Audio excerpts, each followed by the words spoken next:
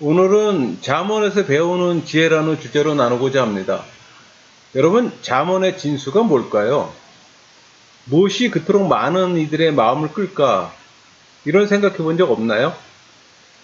사람들의 일상의 결정과 행동에 영향을 주는 것은 바로 잠언의 실용성이라고 확신합니다.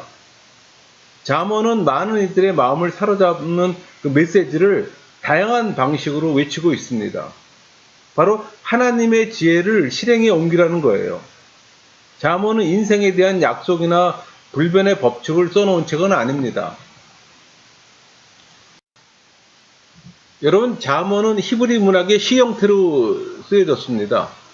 그 1차 진수로 형태만 약간 바꿔 다시 한번 반복하는 그 교차대구법이 많이 나와요. 그러니까 우리 보통 키아진 구조라고 말하기도 하는데 대조를 통해 뜻을 부각시키는 겁니다. 어떤 잠언은 용어가 풍부하고 화려해 마치 생생한 그림을 보는 듯 하기도 하고, 때로는 그냥 지나칠 정도로 평범하고 단순한 잠언도 있지만 그렇다고 해서 그냥 광고하면 안 됩니다. 잠언 속에는 유머 감각도 있고, 또 공경의 순간에 희망을 주는 잠언도 있고, 또 삶의 이면을 건드려 깊은 생각에 잠기게 하는 것도 있어요. 여러분, 성경을 좀 연구하신 분들은 히브리 문화 구조를 연구할 필요가 있습니다. 그 문화 구조를 통해서 성경에서 알리고자 하는 그 하나님의 의도를 알 수가 있다는 얘기죠. 그러니까는 성경을 암송하지 않아도 성경을 기억할 수가 있는 거예요. 그러니까 하나님께서 우리에게 구조화시켜서 알려줬다는 겁니다. 여러분, 그 유대인들이 모세오경을 통째로 암송한다는 얘기 많이 들었을 겁니다. 그 모세오경을 암송하는 그 비법이 키아진 구조예요. 그 히브리적 사고며 또 성경적 사고라고 얘기도 하고, 또 성경 안에서 하나님의 의도를 찾는 게 이 교차대구조 구조입니다. 그러니까 하나님의 의도, 그러니까 하나님의 목적, 계획, 뜻이 이 키아진 구조로 표현된다는 겁니다. 그러니까 말씀의 개념을 찾아야 하고 또 구조 분석을 해주게 합니다. 여러분, 구조 분석하게 되면 개념이 도출되는 거예요. 이 8장을 제가 한번 키아진 구조로 한번 정리해 봤습니다. 그러니까 A와 A-는 인자들, 사람의 아들이죠. 그 다음 B와 B-는 금과 은이 핵심 코어라면은 C, 메인 테마는 여호와를 경외하는 거예요. 이런 식으로 서로 그 대차 구조 형태로 돼 갖고서 앞에서 언급됐던 내용이 뒤에서 다시 언급되는 거예요.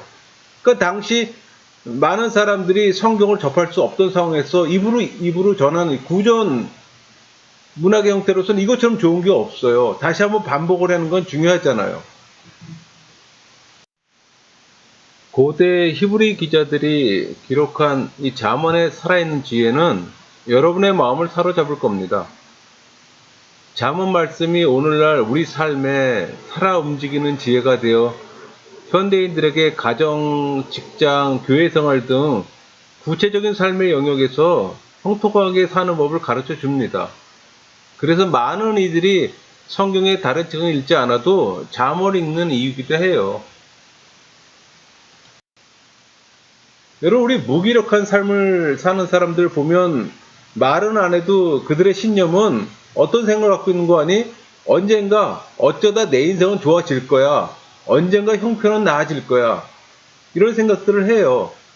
근데 잠언은 이런 사고방식으로 사는 사람을 게으른 자라고 말합니다. 잠언은 사람은 누구나 게으른 자가 될 위험이 있다고 전제한 뒤 무익하고 열매 없는 게으른 자의 길을 빠질 수 있는 경로를 단기적으로 보여줍니다. 그 대표적인 게 어떤 일을 미루는 것과 핑계를 대는 거예요. 지혜로운 삶의 주도권과 근면을 닮아야 할 영역을 우리 삶에서 한번 살펴보면은, 첫 번째 영역은 성경에서 가장 친숙하고 사랑받는 단어인 사랑 화평입니다. 그러니까 물질주의 문화의 대중매체에서 늘 접하는 내용과는 달리 인간이 남길 수 있는 가장 위대한 유산은 사랑이에요. 그러니까 사회 전반에서 가까운 이들과의 관계에서든 사랑하는 마음에서 흘러나오는 생각과 행위야말로 우리가 남에게 줄 수 있는 가장 값진 선물이기도 합니다.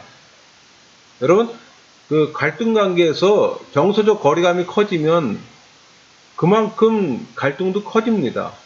그러니까 사랑의 관계가 인해 나쁜 감정의 온상이 되곤 해요. 트러블을 없애야 한다는 것은 우리 잘 알고 있어요. 상대방과 대화로 문제를 풀어야 함도 잘 압니다. 그러나 우리는 선택적 게으름의 유혹에 쉽게 굴복해요. 관계에 대해서 게을러진다는 얘기입니다. 그냥 쉽게 포기한다는 겁니다. 전화도 하지 않고 악수도 하지 않고 다양한 말도 하지 않고 이야기 들어줄 시간도 내지 않아요. 화해나 깊은 관계를 위해 주도권을 행사하기보다는 차라리 눈을 감고 게으른 자가 됩니다. 두 번째로 생각해 볼 것은 일의 영역입니다. 이 자몽 기자는 일을 경제적인 성공의 비결로 보기도 하고 또 건강한 권력의 길로 또 창의력의 발현으로 보았던 겁니다. 일은 그만큼 중요한 거예요. 그러니까 여러분은 직장에서, 가정에서, 또 학교에서 마음을 다해 일을 하고 있습니까? 무슨 일을 하든 하나님이 주신 잠재력을 최대한 살리며 상사를 위해서가 아니라 하나님을 위해 하는지 묻는 거예요. 여러분은 직장에서 윤리, 정직, 사랑, 양심, 신속함 등의 모범이 되고 있습니까? 동료들에게 진정한 관심을 보이며 기회 있는 대로 그들을 주님께 인도하고 있습니까? 세 번째로 우리의 몸은 성령의 전입니다. 우리는 몸으로 하나님께 영광을 돌려야 합니다. 무슨 말인고 하니 우리 몸이 가는 장소, 우리 몸에 손을 대는 사람, 우리 몸을 돌보는 방식에 주의를 기해야 한다는 뜻이에요. 몸을 죄에서 멀리하고 몸을 학대하는 사람이나 상황에서 보호하며 또 신체 건강에 적극적으로 힘써야 한다는 뜻이기도 합니다. 우리 몸은 하나님의 최고 걸작품이 있잖아요. 그러니까 최고 걸작품이기 때문에 최고 품질의 연료를 사용하지 않으면 최상의 기능을 기대할 수가 없는 거예요. 그러니까 신체적, 정신적 힘과 더불어 자존감이 증진되어야 하나님과의 관계도 좋아진다는 겁니다. 네 번째 게을러질 수 있는 영역은 돈을 어떻게 다루냐 하는 겁니다. 적은 돈이라고 함부로 다룬 적은 없습니까? 아니, 돈이 많다고 또 함부로 써본 적은 없습니까? 여러분의 돈이 하나님께 또 자녀들에게 또 가난한 자들에게 또 교회 사역에 중요하다는 걸 잊지 마세요. 성령의 깨우침에 반응하세요. 하나님의 은혜를 구하세요. 그러면 하나님께서 지혜를 주실 겁니다. 또 은혜도 주실 겁니다. 여러분 주도권 행사와 관련해서 마지막으로 생각해 볼 것은 하나님과의 관계의 영역입니다. 그러니까 여러분은 하나님과의 관계는 딴전인 채 더 많은 돈을 벌기 위해 시간과 정력을 다 쏟지 않는지 한번 자신을 점검해 보세요. 어리석은 부자의 전철을 밟지 마세요. 하나님께 대하여 부여해지는 그 주도권을 여러분이 행사해야 합니다. 신앙생활을 막 시작한 사람이든 중간에 장애물을 만나 멈춘 사람이든 자신에게 필요한 다음 단계를 지금 작정하고 찾으세요. 그러니까 영적인 주도권을 갖는데 헌신하라는 얘기입니다. 그러면 영원히 사라지지 않는 보상을 받을 겁니다. 여러분, 우리는 선을 행하도록 지금 받았어요. 그러니까 선을 행함으로 존재의 목적을 이루는 겁니다. 그러니까 인간의 숙명을 다하는 거예요. 그러니까 선행이 시간과 돈과 정력의 커다란 희생을 요구할 때도 있지만 친절한 눈빛, 따뜻한 말씨, 적절한 손길 같은 간단한 행동으로도 선행이 가능합니다. 간단한 것이든 거창한 것이든 중요한 점은 하나님의 형상대로 지음받은 우리에게 선행이 생활의 양식이 되어야 한다는 겁니다. 그럴 때 우리의 선행은 남들을 세워줄 뿐 아니라 우리의 영혼에도 힘이 되는 거예요. 여러분, 선행의 필수 조건으로 첫 번째 조건이 이 잠언 3장 27절입니다. 내 손이 선을 베풀 힘이 있거든 마땅히 받을 자에게 베풀기를 아끼지 말며. 또 두 번째 조건은 잠언 16장 26절이에요. 고되게 일하는 자는 식욕으로 말미암아 애쓰나니 이는 그의 입이 자기를 독촉함이니라. 여기서 나오는 원리는 수혜자의 일하고자 하는 욕구와 자립성을 저해하는 선행은 잘못 베풀어진 선행이라는 겁니다. 이는 책임감 있는 그 존재로서 인간 개발을 가로막고 건강하지 못한 의존심을 심어준다는 겁니다. 세 번째 조건은 누가복음 14장 12절에서 14절까지예요. 또 자기를 청한 자에게 이르시되 내가 점심이나 저녁이나 베풀거든 벗이나 형제나 친척이나 부한 이웃을 청하지 말라. 두렵건대 그 사람들이 너를 도로 청하여 내게 갚음이 될까 하노라. 잔치를 베풀거든 차라리 가난한 자들과 몸 불편한 자들과 저는 자들과 맹인들을 청하라. 그리하면 그들이 갚을 것이 없으므로 내게 복이 되리니 이는 의인의 부활 시에 네가 갚음을 받겠음이라 하시더라. 여기에서 예수님은 자기 만족을 위한 선행이나 보상을 바라는 선행을 지적하고 있는 겁니다. 여러분이 베풀 대상이 아닌 이들에게 선행을 잘못 베풀거나 또 건전치 못한 의욕심을 유발시키거나 또 자기 만족을 위해 호의를 베푸는 행위에 빠지지 않으려면 선행의 방법에 전략이 필요함을 성경은 분명히 가르치고 있어요. 그러니까 성경에 나오는 조건 외에도 우리는 분별할 수 있는 기술을 길러야 합니다. 또 선을 행할 때는 낙심할 수도 있어요. 또 우리가 필요한 견결 긋고 또 건강한 균형을 지키는데 전력해야 할 이유가 바로 거기에 있는 거예요. 그럴 때에만 죽는 날까지 하나님의 선의 신실한 통로가 될 수 있는 겁니다. 하나님의 선의 신실한 통로가 된다는 것은 진정 커다란 도전이지만 또 보상이 약속되는 목표이기도 해요. 여러분, 하나님의 계산법으로 볼 때 우리가 양로원에 외로우신 어르신들이나 빈민국에 굶주리는 아이들, 또 부모의 이혼을 슬퍼하는 외로운 아이들, 그들에게 누구한테든 선을 행할 때마다 그것은 곧 그리스도 자신을 위해 하는 것이며 또 우리의 선행은 그분의 영혼 깊숙이 파고들어 천국의 기억은행에 영원히 새겨지는 겁니다. 여러분, 우리 삶이라는 일에 관한 한 누구나 사용 가능한 필수 도구는 훈련이라고 잠언은 말합니다. 훈련 없이는 생산적이고 만족스러운 삶을 살 수가 없다고 얘기하는 거예요. 그러니까 우리는 훈련을 형통한 삶에 없어서는 안 되는 도구요, 또 목표 달성에 필요한 가장 위대한 자산으로 보는 법을 배워야 합니다. 하지만 도구를 사용하려면 먼저 그 도구를 알아야 해요. 그러면 지금부터 훈련을 분석해 훈련의 다양한 구성 요소를 한번 살펴보기로 합니다.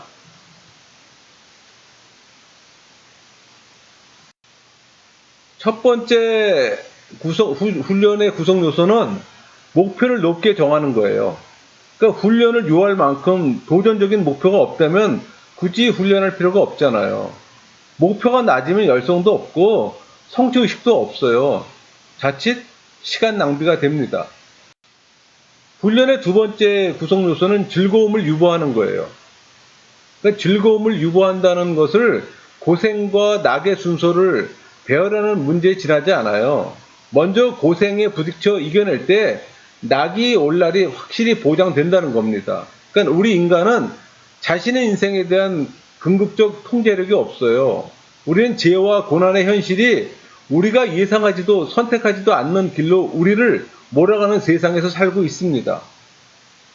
그럼에도 즐거움을 유보하는 것은 하나님 앞에서 책임감 있고 또 훌륭하게 살아가며 또 인생이 무슨 일이 닥쳐도 거기서 의미와 기쁨을 찾을 수 있도록 하는 최선의 길인 거예요.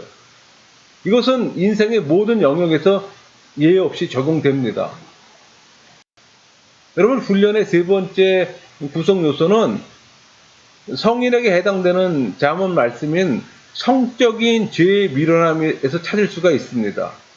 그러니까 이 부분은 성생활을 배경으로 하고 있지만 여기서 강조되는 훈련의 원리는 좀 더 광범위하게 적용될 수가 있습니다.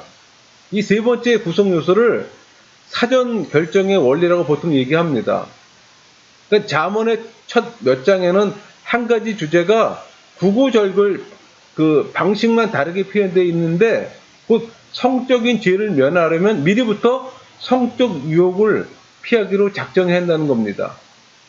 여러분, 우리는 다 내적으로 갖가지 부정적인 죄의 성향을 안고 있어요. 또 외적으로는 도덕에 무너진 세상에 지배한 그 유혹에 노출되어 있기도 합니다. 누구나 자기만의 연약한 부분을 갖고 씨름할 수밖에 없어요. 그럼에도 불구하고 아직 생각이 맑을 때 미리 중요한 결단들을 내려 둘 만큼 훈련만 잘 돼 있다면 순결한 삶은 결코 불가능한 것이 아니라는 겁니다. 훈련의 네 번째 구성 요소는 작은 축제예요. 그러니까 장기적으로 훈련된 삶을 살아가려면 생활 속에 작은 축제들이 있어야 하잖아요. 그러니까 예수님은 이 땅에서 사실 때 질서 있게 생활하시면서도 또 한편으로는 산길을 오르고 또 여행을 하시며 또 결혼잔치나 느긋한 저녁 파티에 참석하고 여러의 모습이 한껏 어우러진 삶의 모범을 보여주셨습니다. 그러니까 인생의 중대사에는 친히 훈련이 필요함을 아시면서도 자유와 즐거움과 경쾌한 마음과 기쁨을 맛보게 해줄 활동이나 만남도 필요함을 아셨던 거예요. 그래서 그러한 균형을 유지하며 사셨고 또 우리에게도 그와 비슷하게 한편으로는 훈련과 근면함이 있지만 다른 한편으로는 사이사이 기분을 밝게 하고 또 삶을 감미롭게 하는 작은 축제가 있는 삶을 살라고 말씀하셨던 겁니다. 여러분, 정직한 언어 생활에 헌신할 준비가 된 사람들을 위해서 잠언은 거짓말에서 진실로 옮겨가는 과정에 필요한 그 실제적인 방법들이 많이 나와 있습니다. 그 대표적인 게 말을 적게 하는 거예요. 그러니까 저는 그 진실한 언어 생활에 관한 한 말하는 횟수가 적을수록 양심이 깨끗해진다는 사실을 실생활에서 터득했습니다. 그러니까 말이 적을수록 과장도 적어요. 말이 적을수록 후회하는 말도 적습니다. 또 말이 적을수록 못 지킬 약속도 적어져요. 여러분도 마찬가지일 겁니다. 그러나 진실을 말하는 데는 다른 측면이 있어요. 물론 우리는 불필요한 말을 삼가고 모든 말의 진실성을 엄격히 따져야 하지만 필요시에는 입을 다물어야 합니다. 그러나 동시에 진실한 말이 요구되는 상황일 때는 자신에게 돌아올 대가가 아무리 크다 해도 이를 생각하지 말고 주저없이 숨김없이 진실을 밝혀야 합니다.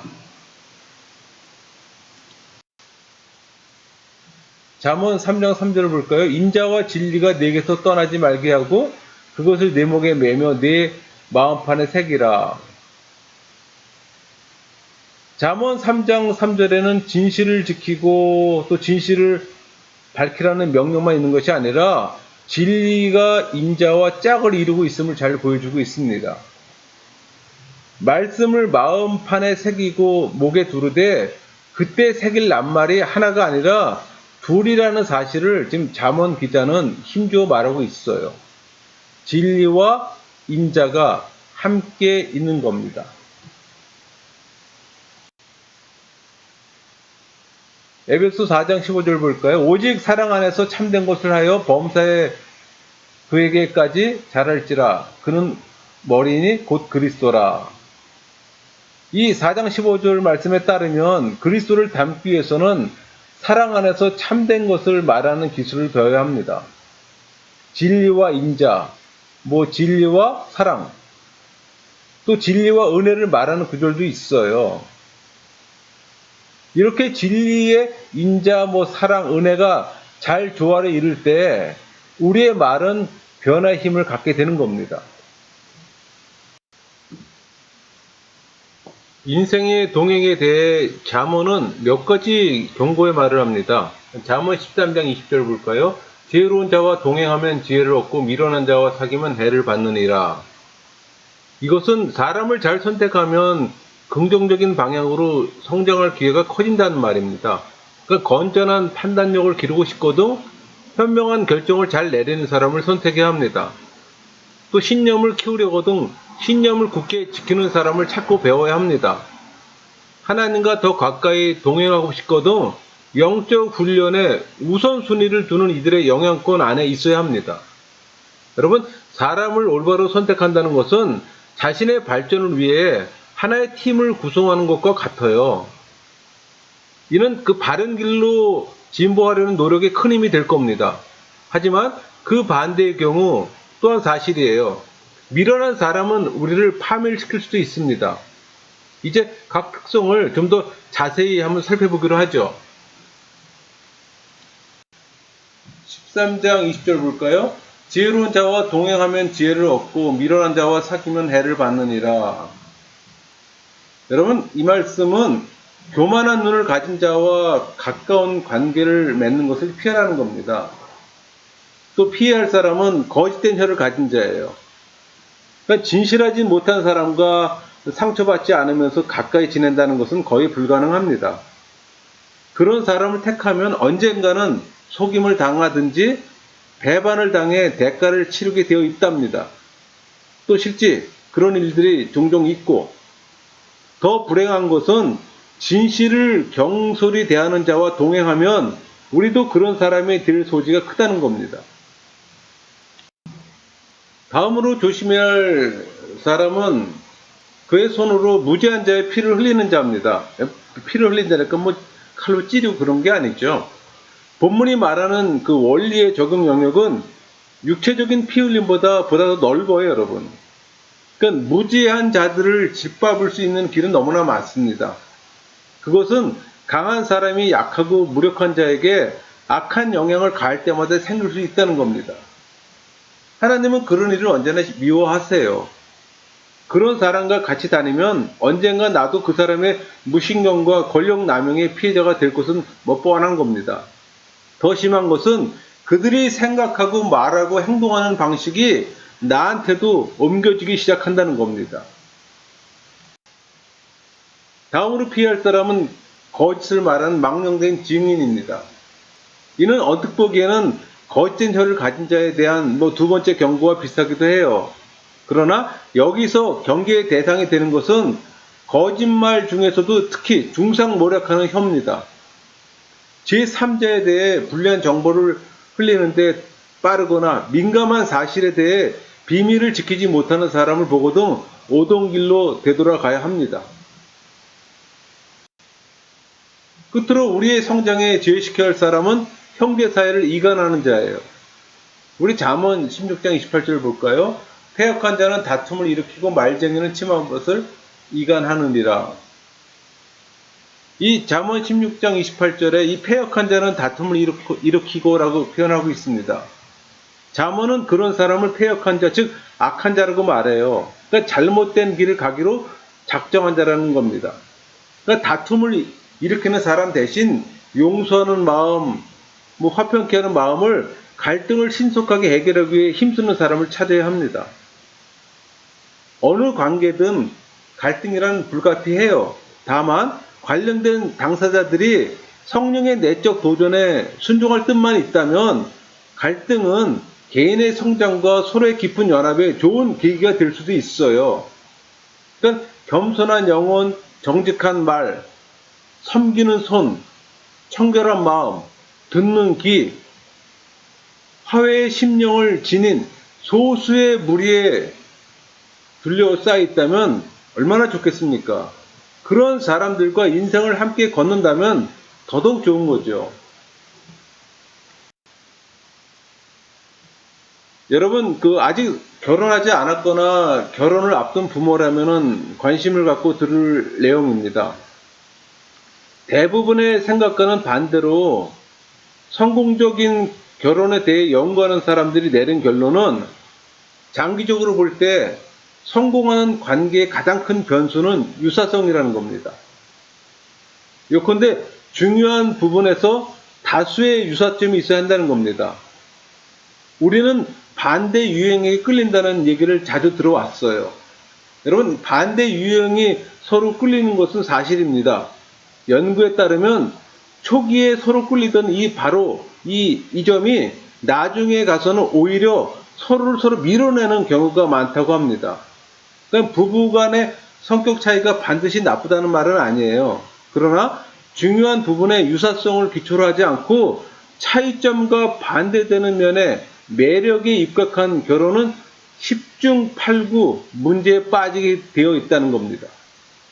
이 점을 염두에 두면서 두 남녀가 식장에 함께 서기로 결정하기 전에 확립해야 할 참으로 중요한 유사성의 영역을 5가지로 한번 제시해 보겠습니다. 여러분, 부부가 공유해야 할 첫 번째 가장 중요한 영역은 하나님과의 관계에 관한 거예요. 자, 한번 19장 23절 볼까요? 여호와를 경외하는 것은 사람으로 생명에 이르게 하는 것이라. 경외하는 자는 족하게 지내고 재앙을 당하지 아니하느니라.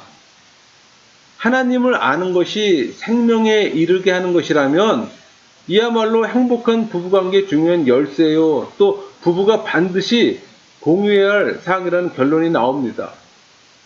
부부가 하나님과 성경 안에서 공동의 보배, 삶의 공동 청사진, 공동의 가치관, 또 어려울 때 공동의 힘을 갖는 것 등은 필히 공유해야 할 것들입니다. 두 번째 공유할 영역은 성품이에요. 온전한 성품.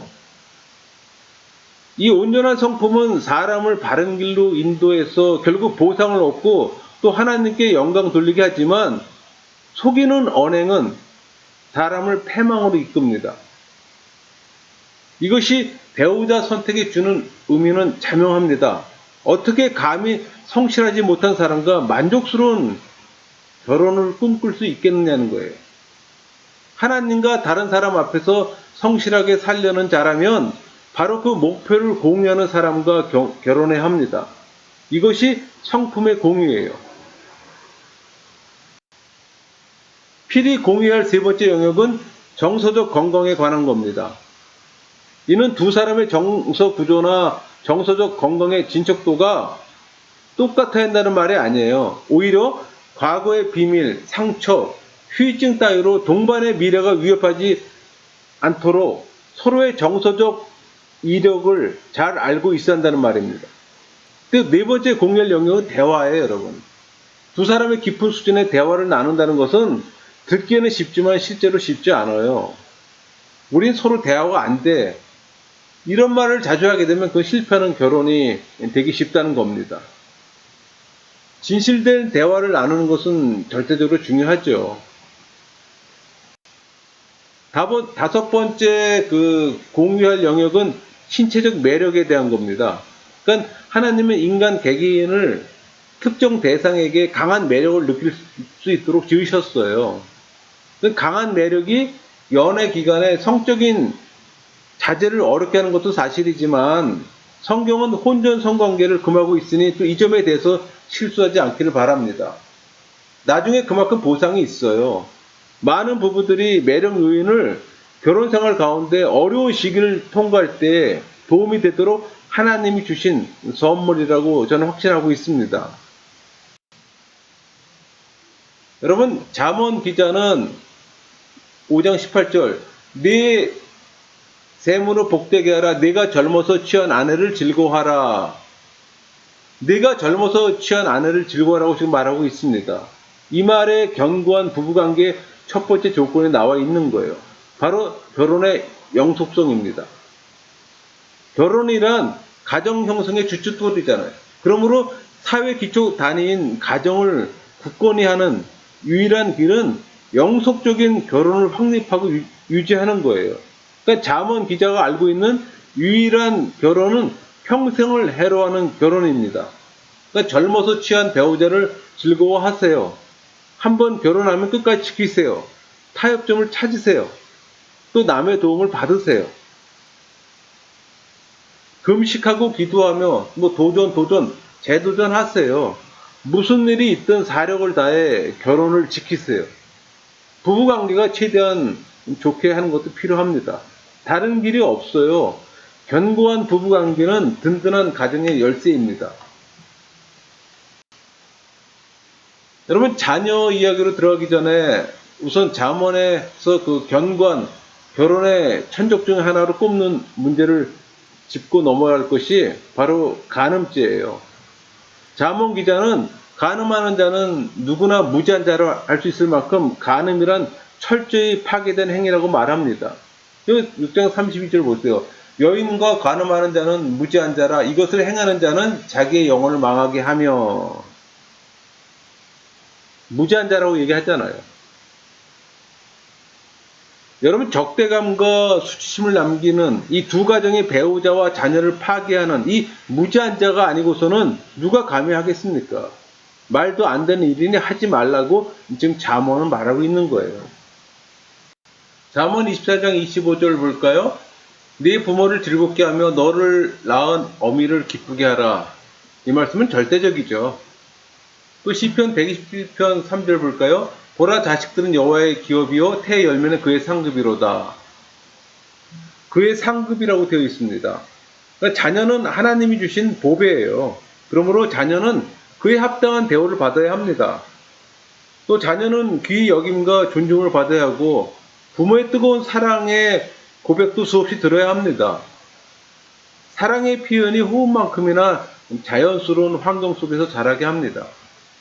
이러한 정서적 환경이 평생 순탄한 적응의 기초가 되는 거예요. 그러나 여러분, 이 작은 사랑의 덩어리, 하나님의 선물, 이 순진무구한 천사에게는 또 다른 측면이 있어요. 그러니까 중요한 사실은 양육을 성품 형성의 강도 높은 도전으로 만드는 모종의 본성이 아이들 속에 도사리고 있다는 겁니다. 이 법칙에는 예외가 없어요. 양육의 드라마는 언제나 부모를 인간 지혜의 한계로 몰아가게 마련입니다. 우리 잠언 22장 15절 볼까요? 아이의 마음에는 미련한 것이 없겠으나 징계하는 채찍이 이를 멀리 쫓아내리라. 어떤 형태든 훈계란 폭력 행사나 화풀이가 되어서는 안 되지만 부모는 처벌도 일종의 사랑이요, 징계하지 않는 부모는 오히려 자녀를 망칠 수 있다는 점을 지금 명시하고 있습니다. 자녀에게 꼭 필요한 훈계를 하지 않는 것은 뒷전에 앉아 자녀가 파멸로 치닫는 걸 보고만 있는 거랑 동일하다는 겁니다. 또 징계와 처벌의 다양한 형태, 회초리나 훈시, 격리, 보상, 박탈 이런 것들. 그러니까 자세히 다룰 수는 없지만 중요한 것은 부모가 자기 집안에 맞는 방법을 찾아내야 한다는 겁니다. 잠언 20장 6절 볼까요? 마땅히 행할 길을 아이에게 가르치라. 그리하면 늙어도 그것을 떠나지 아니하리라.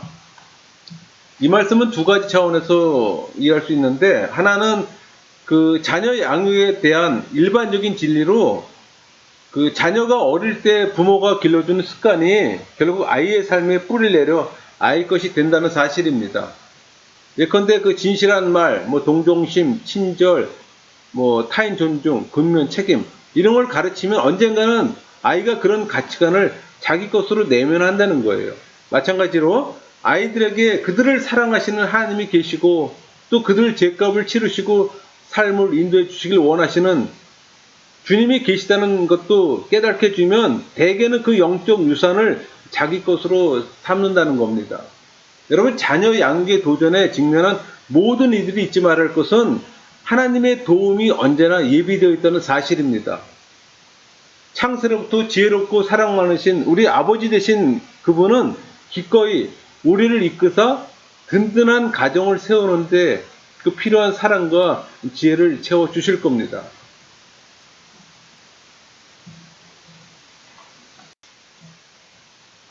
여러분, 괴롭힘을 당하는 자들, 또 쓰레기 취급을 당하는 자들, 또 허구한 날 찝적대는 불량배 앞에서 무력하기만 한 자들, 잠언은 이들을 가리켜 가난한 자라고 말합니다.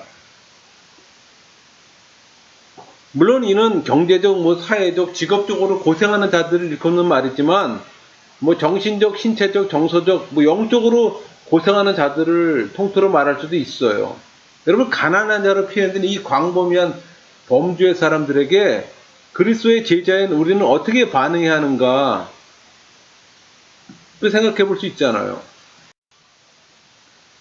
여러분, 가난한 자들이 사는 동네는 막강한 보호자가 있습니다.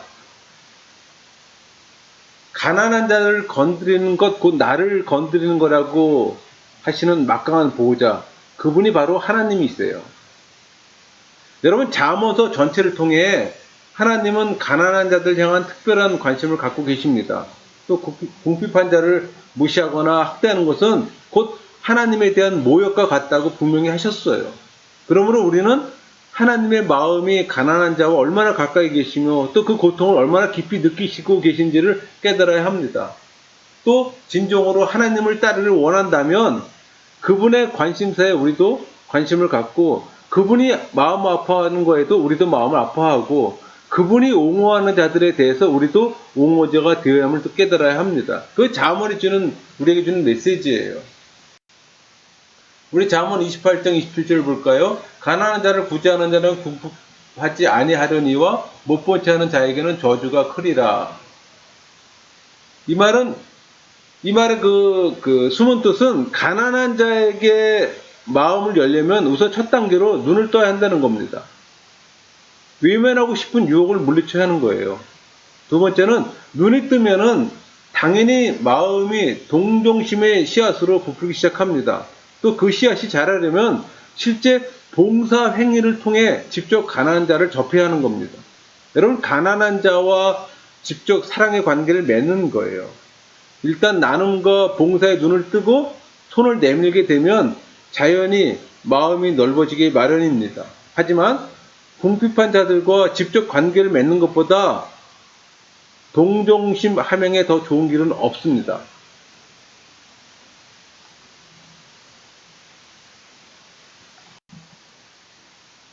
여러분, 인간이란 함께 걷는 사람처럼 되는 속성이 있어요.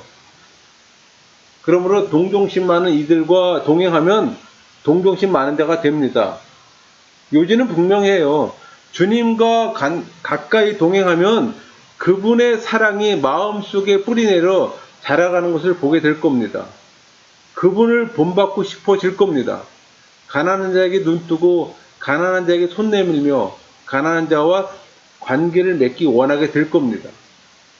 그것도 단순한 인간적 의무감 때문이 아니라 진정 그리스도의 마음을 품었기 때문에 그렇게 하게 되는 거예요. 우리를 감고 나서 꾸준히 공유를 베풀게 하는 것은 바로 자신 내어준 그 사랑의 마음입니다.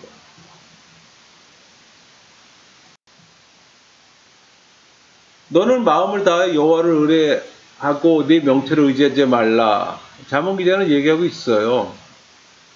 이것은 단순한 표현가 아니에요. 여러분, 신뢰는 지름길이 없습니다. 역사 속에 나타난 하나님의 신실한 행위를 성경에서 읽고 얼마든지 신뢰의 이유를 찾을 수도 있고 또 그래야 합니다. 하지만 하나님에 대한 신뢰도 친구나 애인이나 배우자 경우와 같은 방식을 쌓아가야 좀 더 인격적인 그 차원의 그 관계를 맺을 수 있는 겁니다. 그것은 장시간에 걸쳐 일상의 여러 가지 상황을 진심으로 깊이 함께 겪어보는 거예요. 그것만이 우리 인생을 하나님께 맡기는 것이 안전하고 현명한 일인지를 결정할 수 있는 유일한 길이 된다는 겁니다. 여러분, 하나님을 인정한다는 것은 그분의 지혜와 통찰과 분별을 인정한다는 뜻입니다. 오늘의 주제가 바로 그거예요. 범사란 글자 그대로 모든 일을 말합니다. 너는 범사의 그를 인정하라. 그리하면 내 길을 지도하시리라. 어떤 영역이든 하나님의 지혜와 통찰과 분별의 도움 없이 사는 삶은 결국에는 반드시 문제가 터지게 되어 있습니다. 여러분, 출입금지 팻말을 붙여놓고 하나님을 못 들어오게 하는 그 부분마다 삶의 질은 떨어지는 거예요. 또 주변 사람들을 위험하게 할 것은 또 뻔한 겁니다. 여러분, 배는 구멍이 많아서 가라앉는 게 아니에요. 단 한 개의 구멍만으로 충분합니다. 구멍도 클 필요가 없어요. 작은 구멍 하나만 있으면 배는 가라앉게 돼 있어요. 모든 것을 어렵게 배워야 직성이 풀리는 일들이 많아요. 하지만 무수히 많은 사람들이 앞서 배웠던 사실, 즉 하나님의 인도와 지혜에 맡겨드리지 않는 그 삶은 결국은 중대한 좌절과 상처와 고통의 뿌리가 된다는 사실만 바로 알면 자기도 문제에 빠지지 않을 것이고 남을 괴롭히는 일도 아마 없을 겁니다. 그러니까 잠언 기자는 그러한 위험을 자초하지 말라고 권면해요. 범사의 삶의 모든 부분에 하나님을 인정한다면 문제의 위험을 크게 줄일 수 있어요. 이것은 배를 침몰시키는 단 한 개의 구멍을 떼우는 것과 같습니다. 그렇다면 지금이라도 하나님께 내어드리면 어떨까요? 출입금지 팻말을 치우고 하나님을 안으로 모시세요. 저는 그 결정을 후회하는 사람을 본 적이 없습니다. 행동은 여러분이 해야 합니다. 저는 적극적으로 권할 뿐이에요. 하나님은 우리 각자에 대해 계획과 장래와 소망을 갖고 계세요. 한 사람 한 사람 이름이 붙여져 있어요. 하나님은 문제나 고통이 없는 삶을 약속하신 적은 없지만 놓치기 아까운 참 좋은 인생은 분명히 약속하셨어요. 그러나 그 삶은 그분의 인도와 지시에 자신을 들이지 않는 한 결코 찾을 수가 없습니다. 하나님은 우리보다 우리를 더 잘 아세요. 우리의 능력과 한계를 알고 계세요. 우리가 피해야 할 함정을 정확히 알고 계시고 우리의 잠재력의 전모도 훤히 꿰고 있습니다. 또 우리를 향한 그분의 계획은 높아요. 그분은 우리 삶 속에서 그 완벽한 계획을 이루어가는 데 필요한 모든 도움을 베푸실 그 준비도 되어 있습니다. 우리가 그분께 나아가 온전히 의뢰하기만 하면 되는 거예요. 전적 의탁으로 보통 얘기를 하죠. 지금 여러분이 내디뎌야 할 믿음의 걸음이 어떤 것이든 꼭 그 걸음을 내딛기를 소망합니다. 하나님이 여러분의 인생을 위해 예비해 두신 것이 어떤 것인지 저는 모르지만 이것이 결코 놓치고 싶지 않은 모험인 것만큼은 확실합니다. 강의를 마치겠습니다.